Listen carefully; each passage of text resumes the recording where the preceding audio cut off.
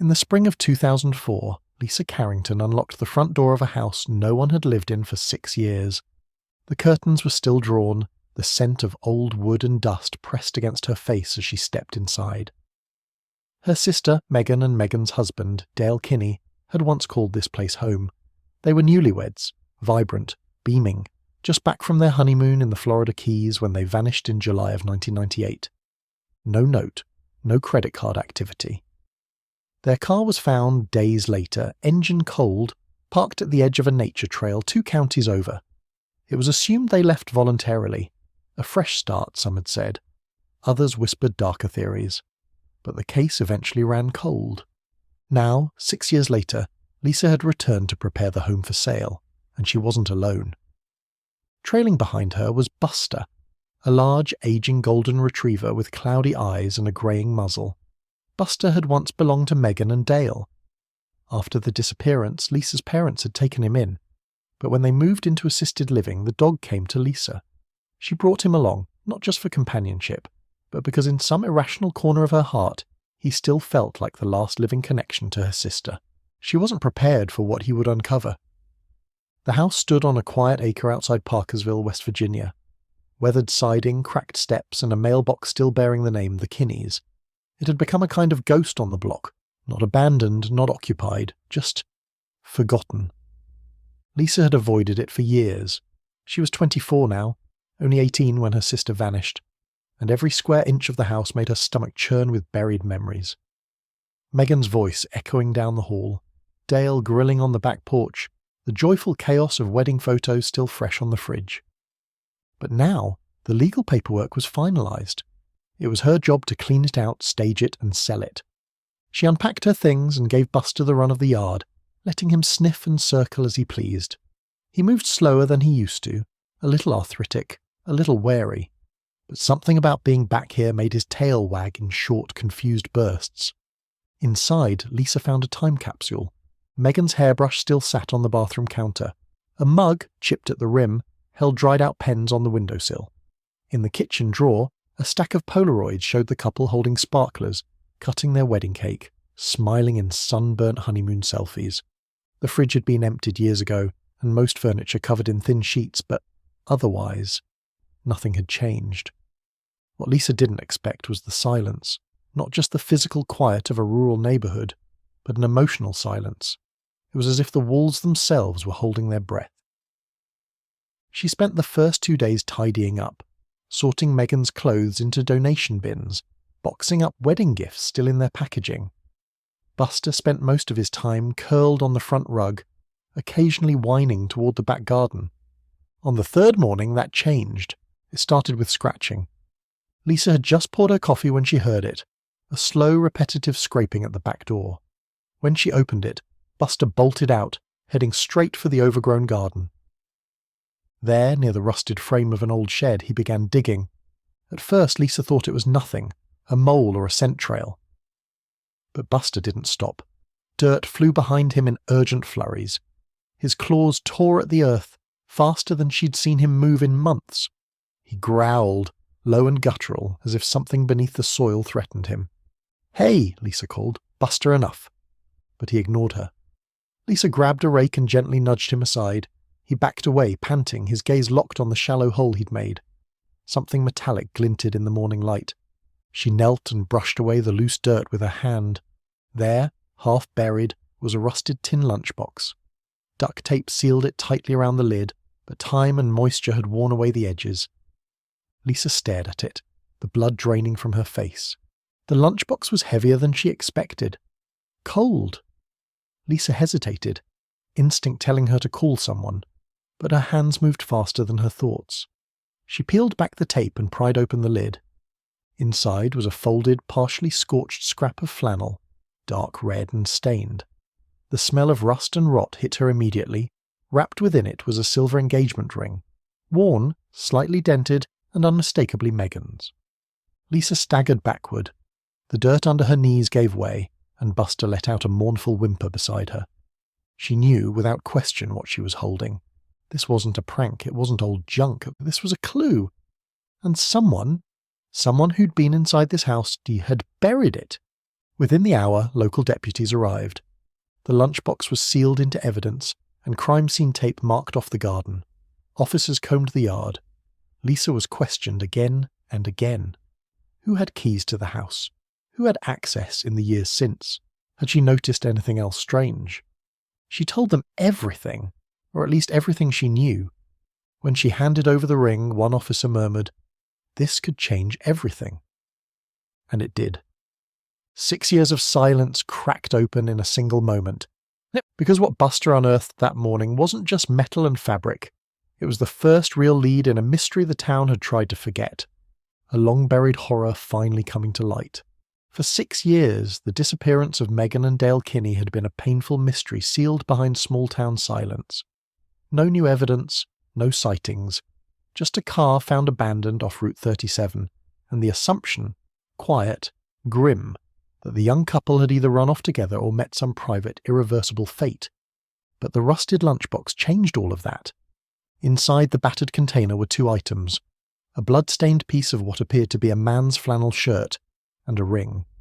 Not just any ring. It was Megan's engagement ring, white gold with a small pear-cut diamond. Lisa recognized it immediately.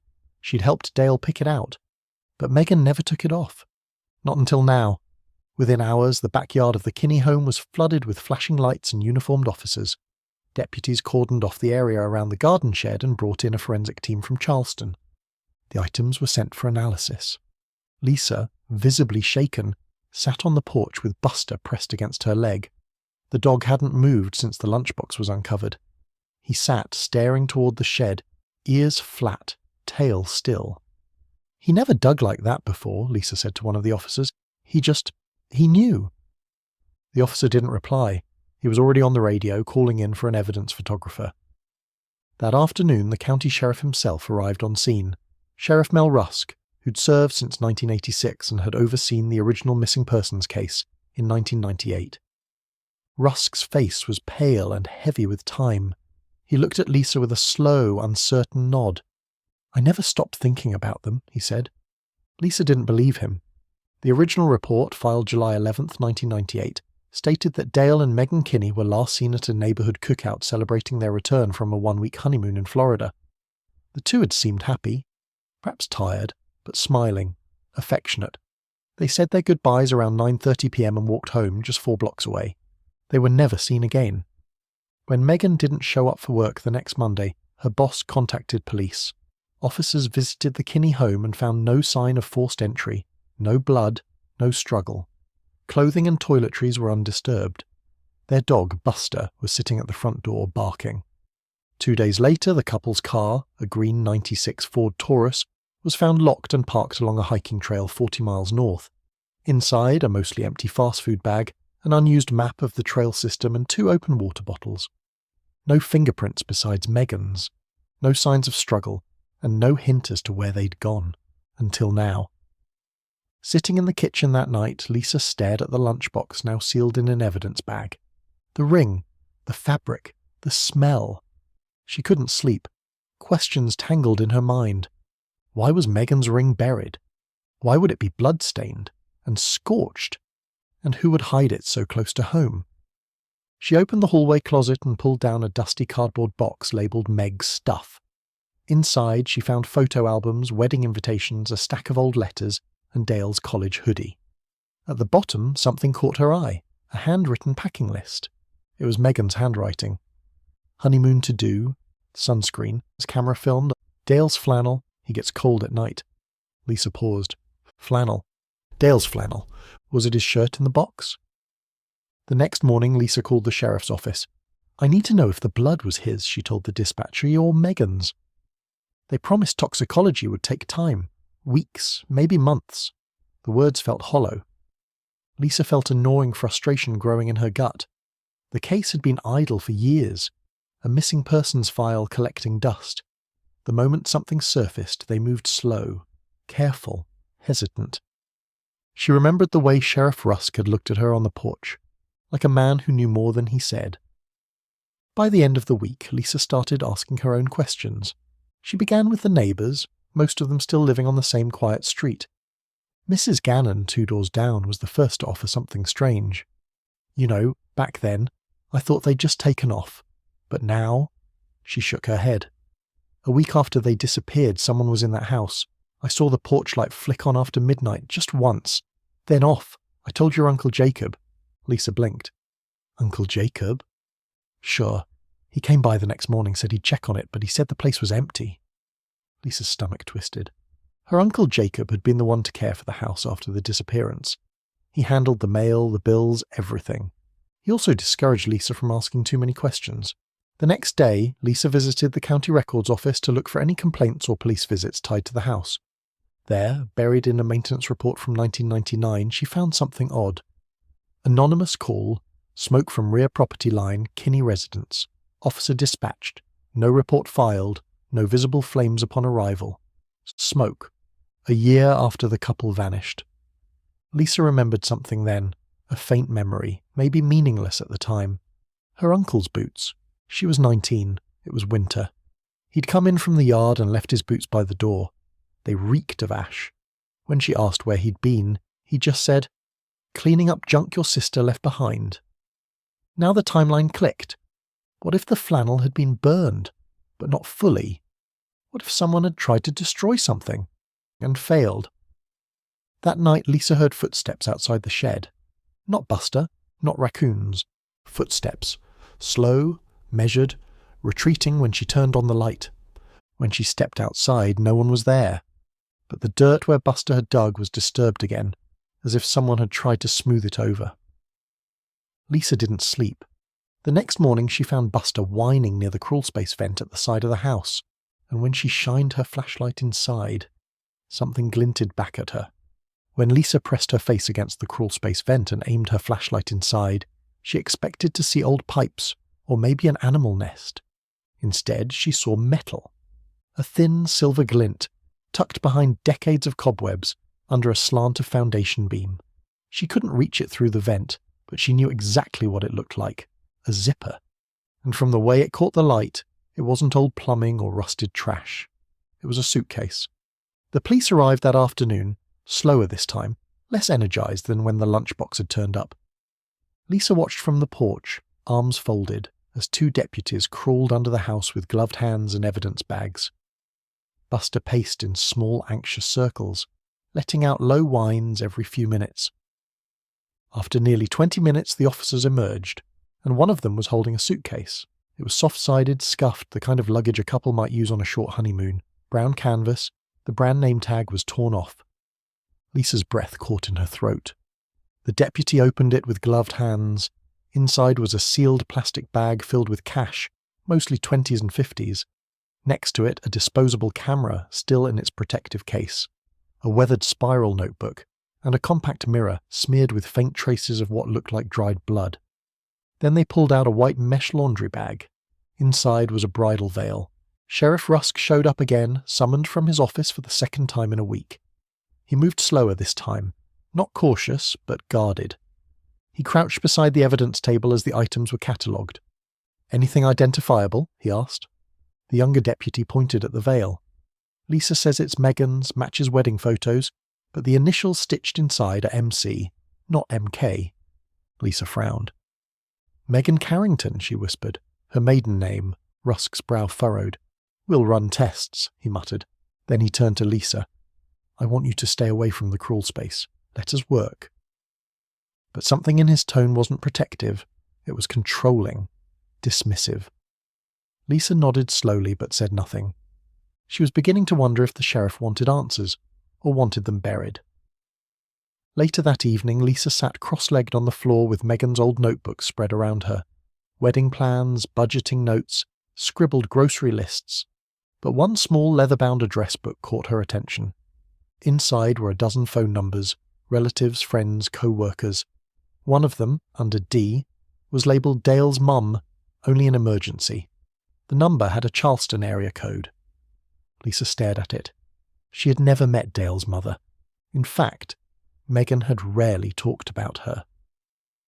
Lisa remembered one tense Christmas dinner when Megan had said, offhandedly, "Dale doesn't talk to his family much. Says it's better that way." Lisa picked up her phone and dialed the number. It rang 6 times before someone answered. "Hello?" The voice was faint, female, elderly. "Hi, is this Mrs. Kinney? I'm Megan's sister." A long pause, then, "She's gone, don't call me again." The line clicked dead. The next morning, Lisa drove to Dale's old workplace, a car repair shop about 20 minutes out of town. She brought a photo of him, just in case. The man behind the counter, an older mechanic named Joel, recognized him instantly. "Dale," he said. "Yeah, quiet guy. Knew his way around a transmission. Vanished just like that. We heard rumours." Lisa leaned in. "Did anything seem off before he disappeared?" Joel nodded slowly. "He was nervous, jumpier than usual. Said someone had been in the house when they were gone on their honeymoon. Thought maybe a break-in, but nothing was stolen." Lisa's heart thudded. "Did he call the police?" "No," Joel said. "Said he didn't want to make a big deal, but he kept looking over his shoulder for a while after that." Lisa left with a sick feeling in her stomach. If someone had been in the house, and Dale had known, what were they really running from? When the police developed the film from the crawlspace suitcase, they didn't release the photos publicly. But Lisa had contacts. Her friend Jacob, a reporter at the local paper, managed to get a glimpse of the prints. He called her that night. "Lisa," he said, "you need to see this." She met him in the back parking lot of the Gazette building. He passed her a manila envelope and looked her straight in the eye. These were taken after July 10th, 1998. Lisa opened the envelope. There were 8 photos. The first 5 showed Megan, tired, pale, but unmistakably alive, sitting on what looked like a couch with a quilted throw, holding a paperback novel. The timestamp in the bottom corner read July 17th, a full week after she vanished. One image showed her looking directly into the camera. Her eyes were swollen. Not crying. Swollen. The 7th photo showed a different angle. Megan lying down, hands curled into fists. In the final photo, she was gone. Just an empty couch. A blanket missing. Lisa covered her mouth. The next day, Lisa marched into the sheriff's office demanding answers. "Why haven't you told the public about the photos?" she asked. Sheriff Russ glanced up slowly. "Because we don't need panic, Lisa. We need clarity. It's an ongoing investigation." Lisa leaned in. She was alive after the disappearance. Someone held her. Someone took those pictures, and they weren't in the Kinney house. Russ didn't answer. Lisa's voice dropped. "You're not trying to find her, are you?" His jaw clenched. "Go home," he said. "Let us handle this." But Lisa was done waiting. That night, Lisa spread the photos across the kitchen table and stared at them for hours. One detail stood out. In the background of the final photo, the one without Megan, a sliver of wallpaper was visible, a dark red floral pattern. Lisa had seen it once before, not in her sister's house, but in the guest room of her Uncle Jacob's basement apartment. The red wallpaper. It was a tiny detail, but to Lisa it cracked the case wide open. She hadn't seen it in years, but she remembered it with strange clarity. A dark red floral print with curling black vines. It had lined the guest room in her Uncle Jacob's basement apartment, a room she was only allowed into once as a child and only briefly. Now, staring at the background in one of the photos of her missing sister, she realized the truth. The pictures weren't taken in a stranger's house. They were taken in her uncle's home. Jacob Carrington was Megan's older brother, Lisa's uncle. After Megan and Dale vanished, Jacob was the one who stepped in. He helped Lisa finish high school. He handled the house, the insurance claims, the legal red tape. He told everyone Megan had probably just run off with Dale and didn't want to be found. He never once cried. Lisa had always been grateful for his stability. He was calm, unshakable. But now, with her mind reeling from what she'd seen in that photo, she began to remember things differently. She remembered how Jacob always insisted on locking the basement door. How he once snapped at her for going down there to get a laundry basket. How Buster, her sister's dog, used to growl at him whenever he came over. She remembered how Jacob had always said, "Some things are better left buried." And now she was starting to believe he meant it literally. Jacob had moved out of the basement apartment 2 years ago, after purchasing a home outside of town, but the old place was still there, beneath the duplex he once rented. Lisa knew the current tenant, a college student named Brielle, who agreed to let her look around when she explained it was for a family history project. Inside, the apartment had been painted over, bland beige and blue. But when Lisa stepped into the back bedroom, she peeled back the edge of the closet wall. There, beneath a loose panel, was a strip of the same red floral wallpaper. Her breath caught. It wasn't a copy. It wasn't similar.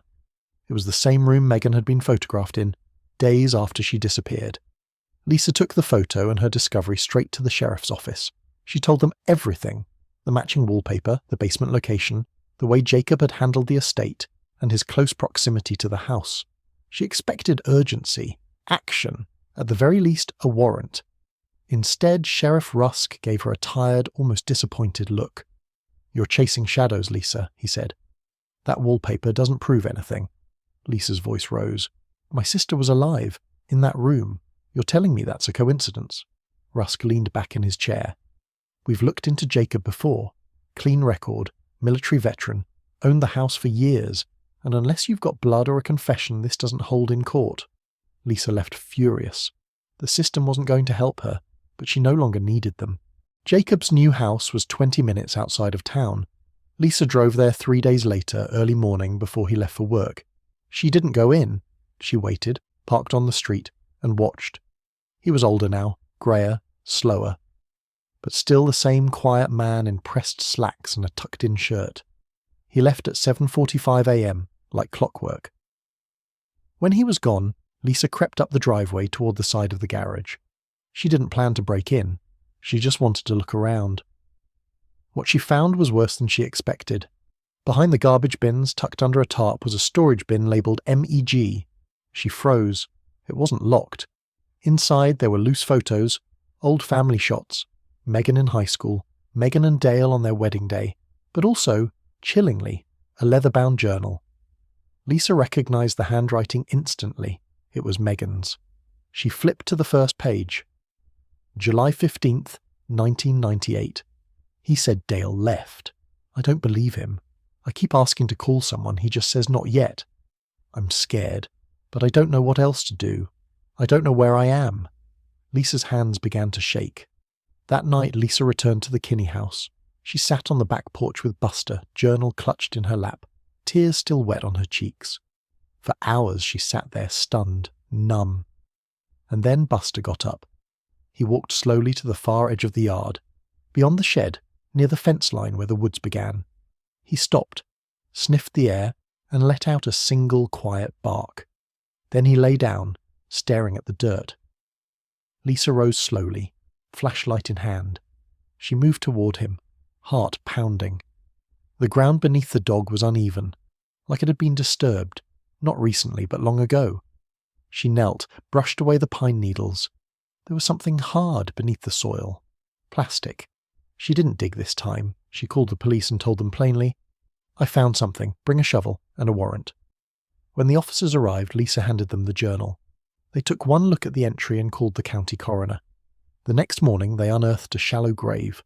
Wrapped in tarp, partially decomposed, were the skeletal remains of a man. A watch still clung to one wrist, worn, mud-caked. On the back was an engraving. To Dale, love always, Meg. That night, Sheriff Russ gave a press conference. The body had been positively identified as Dale Kinney. The cause of death: blunt force trauma to the back of the skull. No charges had been filed yet, but Russ stated the investigation had shifted dramatically, and new leads were being pursued. Lisa watched from her living room, Buster asleep at her feet. She knew Dale had never run away.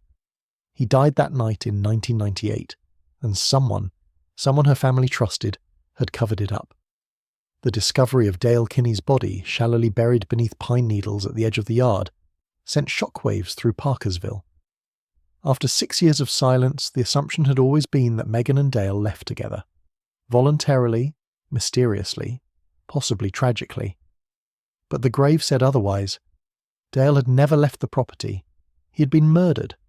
And someone went to great lengths to make sure no one found him, except for one witness no one had accounted for, Buster, the dog, who never stopped going back to that same patch of earth. The autopsy confirmed what Lisa had suspected.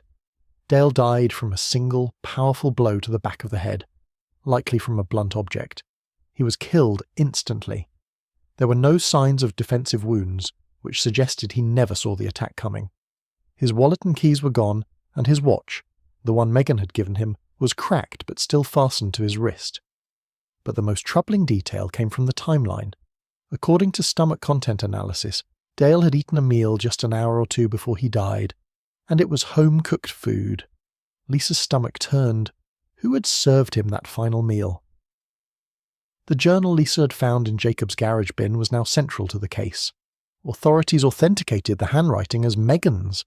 Each entry was dated and unedited. They painted a terrifying picture.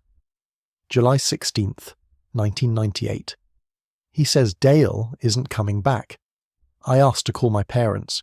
He took the phone cord out of the wall. I think he's lying. July 17th, 1998. I screamed today. He locked me in the basement. I begged. He said he was keeping me safe. I think I know what he did. I think he killed him. Lisa handed the full journal over to police, and this time Sheriff Rusk didn't hesitate. He issued a warrant for Jacob Carrington's arrest, but Jacob was gone. By the time the sheriff's deputies arrived at his home, Jacob's truck was missing. His house was empty. His phone was turned off. Neighbours said they saw him loading boxes into his truck early that morning, before news of Dale's remains had been announced. It was clear he'd been tipped off somehow. Lisa wasn't surprised. She always suspected someone in law enforcement was protecting him, or at the very least shielding the family's shame from public scrutiny. But now, with a body in the ground and a witness journal in hand, no one could ignore it anymore. Lisa knew she was grasping at straws, but she went back to Jacob's old apartment, the one beneath the duplex where Megan had clearly been held. Brielle, the college student renting the unit, had since moved out. The place was empty, awaiting repairs. She took a flashlight and moved through the dark hallway, retracing Megan's likely movements. The place was still and eerily quiet. Then she stepped into the closet where she had found the wallpaper earlier. She knocked on the drywall. It sounded hollow. Lisa pulled out a screwdriver and gently pried at the edges of the wall. Behind it was a narrow compartment, a cavity no more than 2 feet deep. Inside were a few folded blankets and a Polaroid. She pulled it out slowly.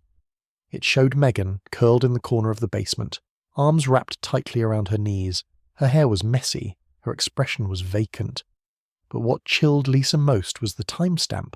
August 3rd, 1998, nearly a month after her disappearance. The photo confirmed the worst. Dale had been murdered early, likely within 48 hours of the couple's return from their honeymoon. Megan had been held for over 3 weeks, likely drugged, locked in, manipulated. The photos found earlier had seemed eerie.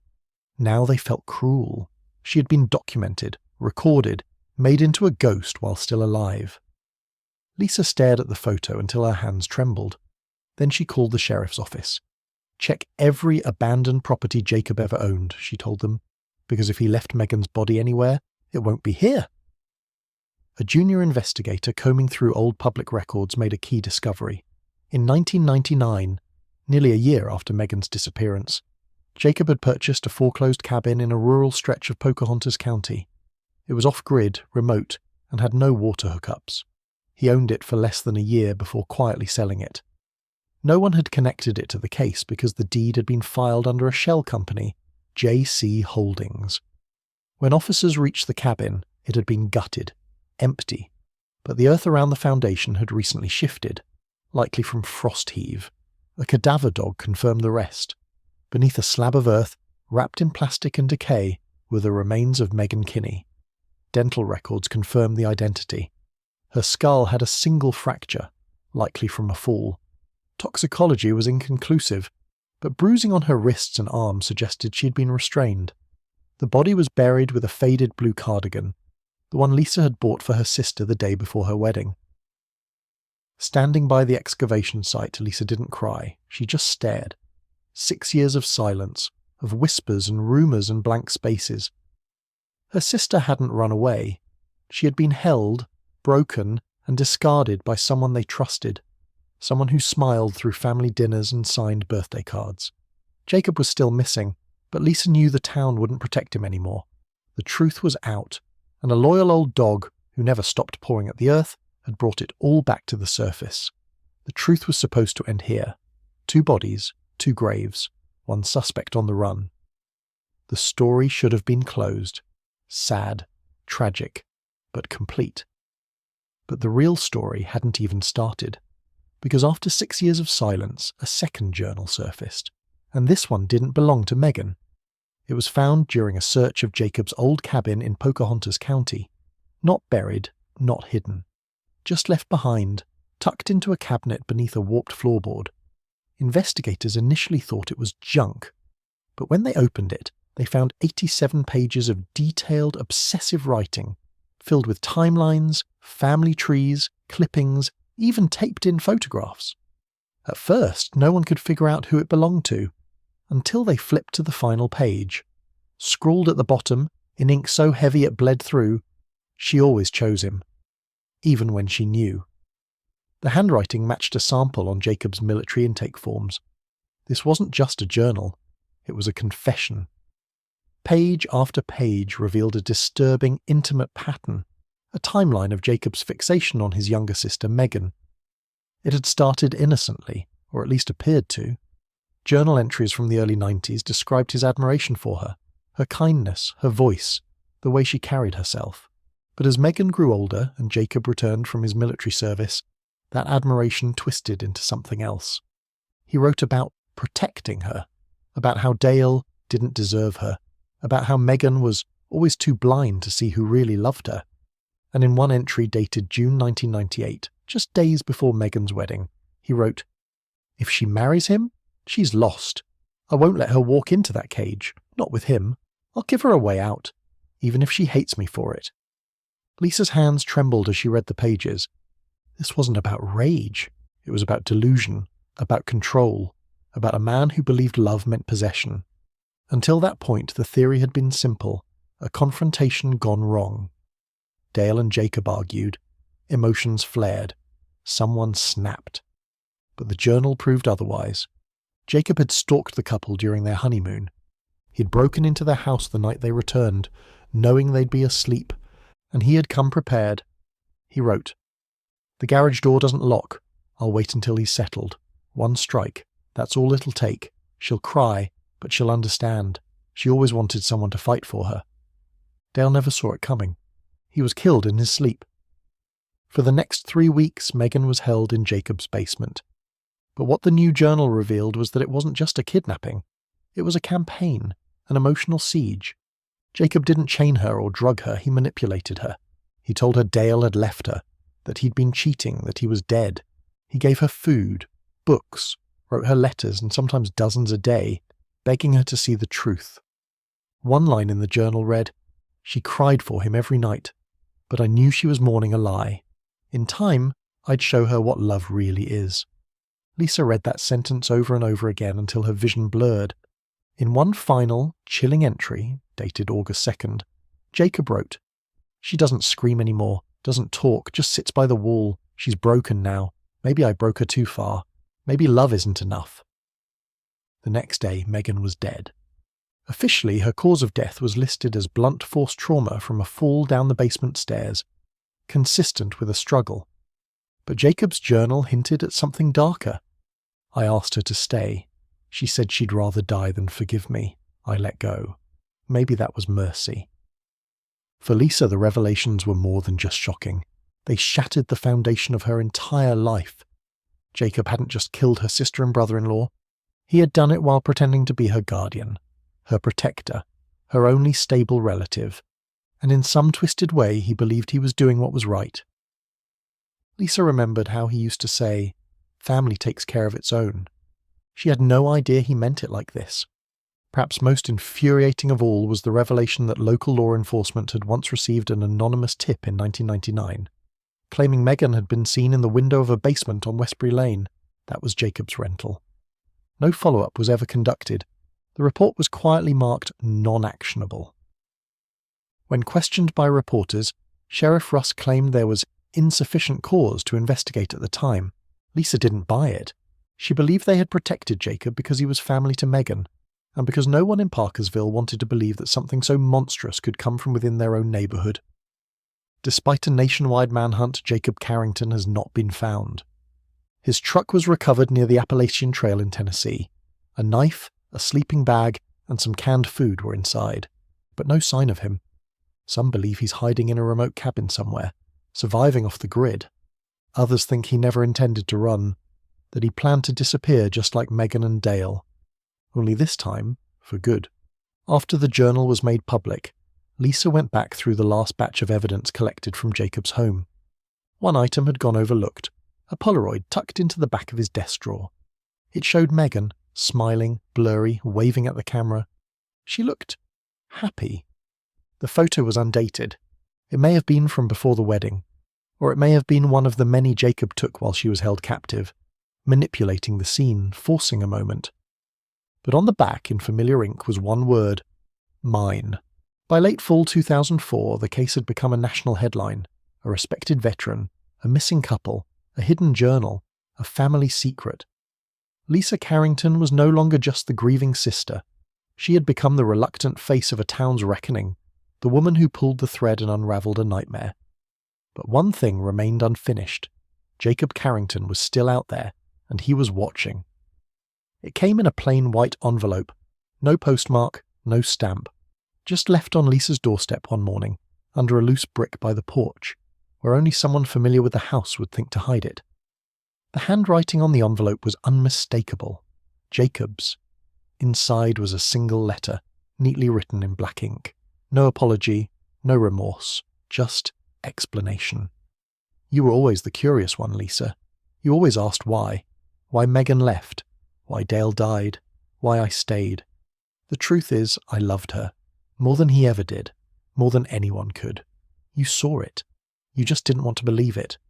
He went on to say he didn't plan to run forever, that he had no fear of dying, that the real sentence had already been served.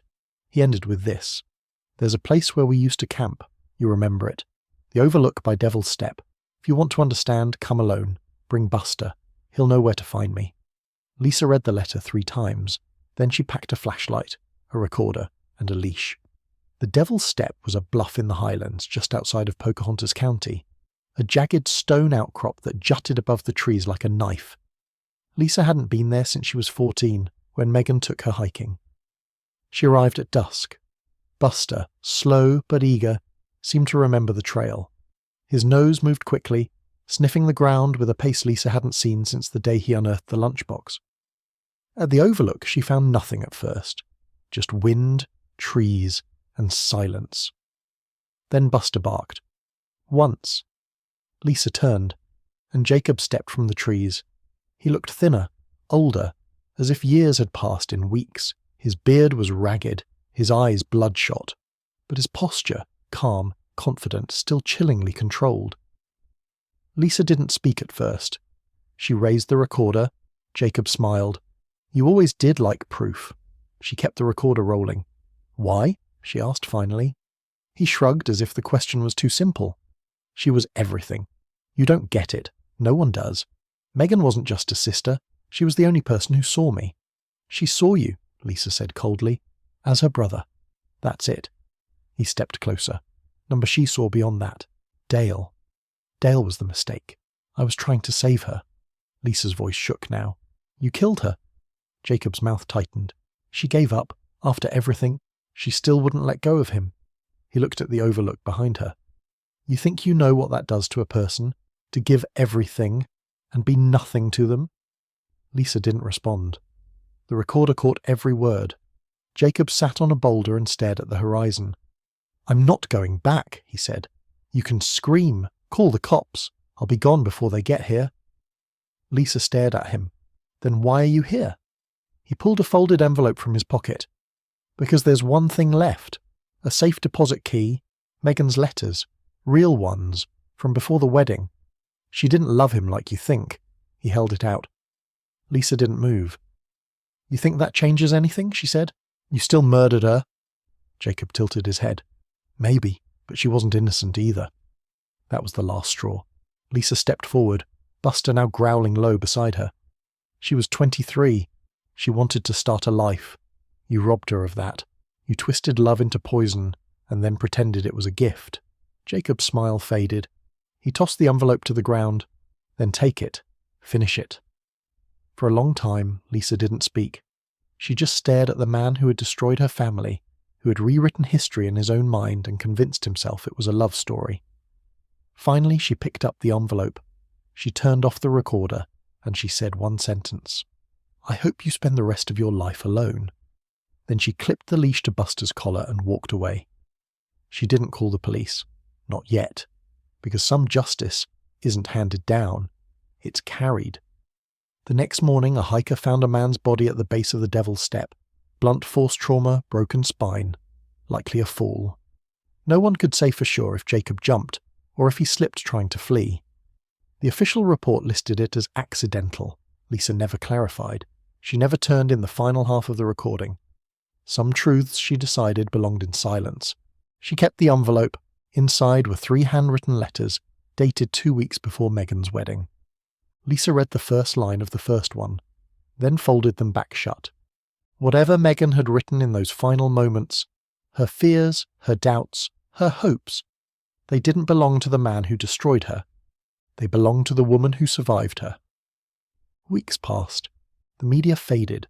The sheriff gave one final statement. No charges. No closure. Just a body and a past no one could undo. Lisa returned to the Kinney house. She sat by the garden shed, Buster beside her, his muzzle resting on her knee. She looked out at the soil he once poured at day after day, trying to tell someone the truth. It had taken 6 years, but he had finally been heard. And for the first time in a long time, Lisa whispered, "Thank you." By the winter of 2004, the headlines had stopped. No more camera crews parked outside the Kinney house. No more reporters asking for statements. No more search teams combing the Appalachian Trail. The mystery that had haunted Parkersville for 6 years had finally unraveled. But the truth hadn't brought closure. It had brought weight. And Lisa Carrington would carry that weight quietly, like a stone in her chest for the rest of her life. After the investigation formally closed, Lisa had a choice to make. She could sell the house, the home where her sister had lived, laughed, and been stolen away. Or she could stay. In the end, she didn't list it, not because she couldn't bear to part with it, but because she needed to reclaim it. She removed the curtains. She let the light back in. She tore out the garden shed where Dale's blood had soaked into the earth.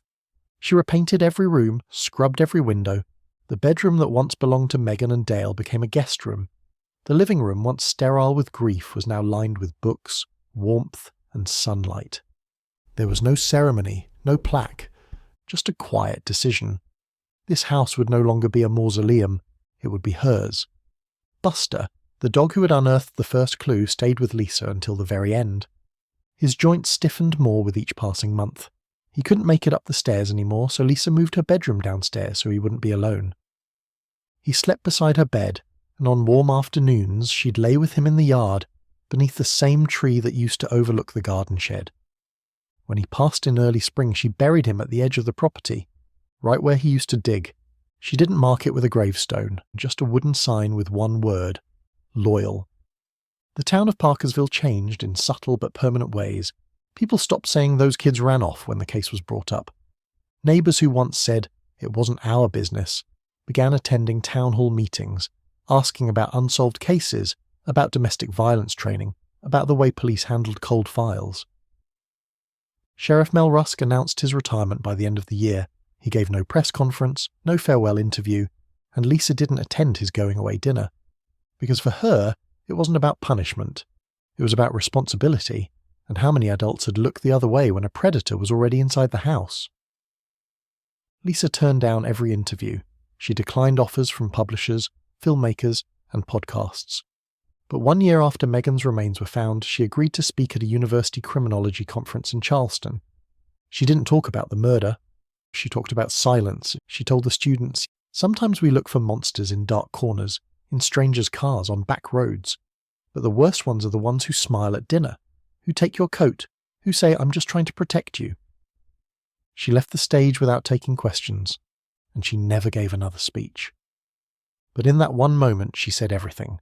The 3 letters Megan had written before her wedding, the ones Jacob had used as twisted proof of his fantasy, remained sealed.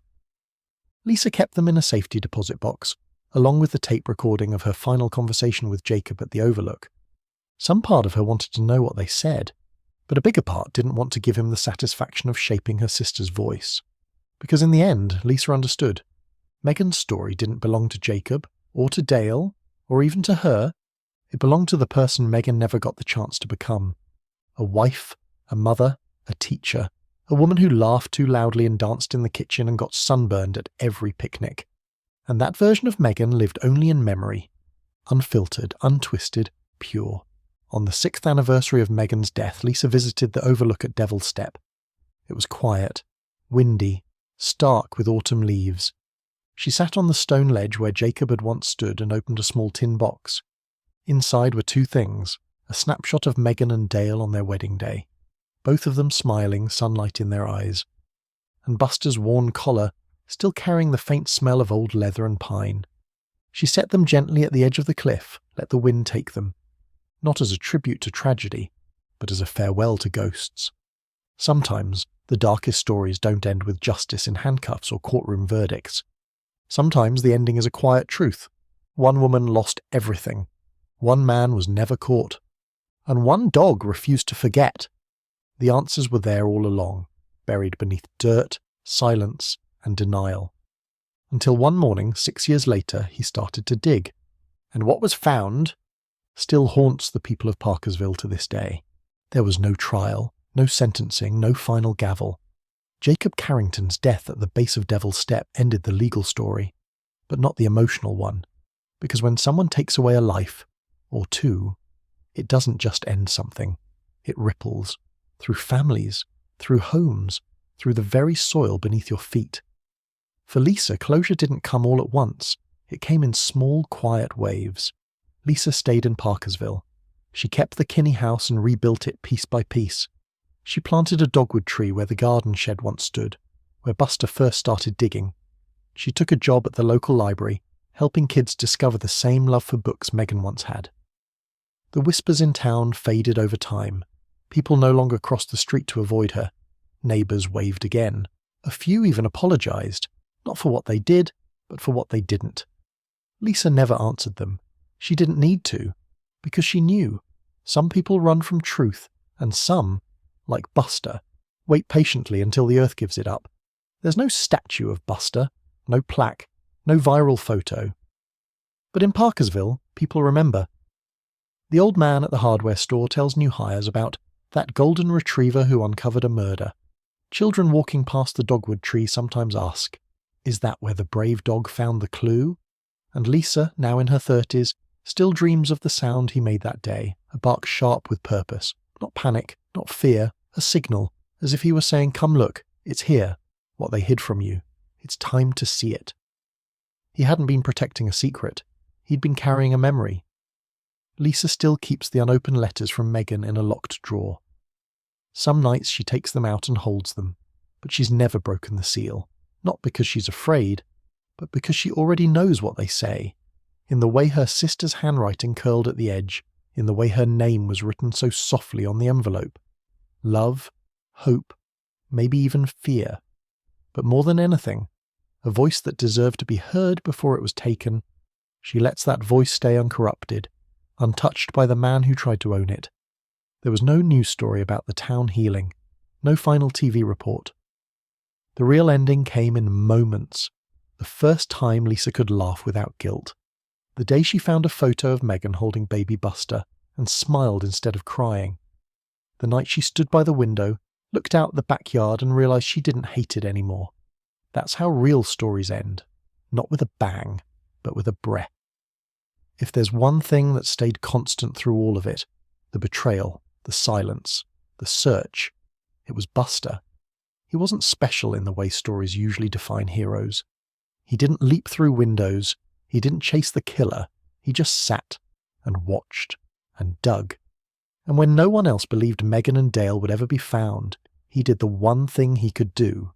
He remembered. For 6 years. This story doesn't end with perfect justice. It ends with a woman reclaiming her voice, with a family confronting its shadows, and with a dog who refused to let them stay buried.